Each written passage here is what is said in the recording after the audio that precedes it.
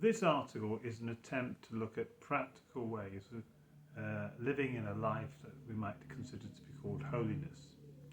Holiness was once the dominant theme of the Christian world in its doctrines. Certainly the Wesleys were great believers in holiness, so was the Salvation Army. Much of the evangelical revivals of the 19th century and the early Pentecostal revivals were predicated on a strong belief in holiness. So what is the practical outworkings of holiness? But I think there are two sides to holiness. There's imputed holiness that we are given as a birthright of new birth, and then there's what we might call imparted holiness, where, as it were, the laws of God are written on our heart.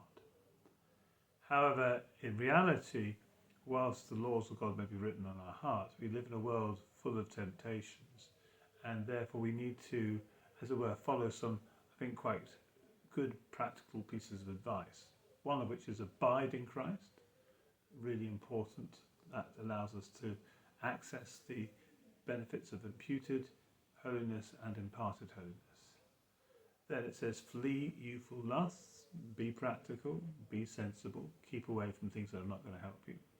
Likewise with temptations, where there are issues that you find really difficult, seek God for his wisdom. It says that he will not tempt us. We're not allowed to be tempted beyond what we can bear. And then there is another one, which is don't get into condemnation. Thank God that we're not in condemnation. If you fall, you have an advocate. God will quickly forgive you, restore you, and you may enjoy the fruits of holiness. It's not because of your merits or your ability or your wonderful character. It's because of Jesus Christ. Always, ever, Jesus Christ.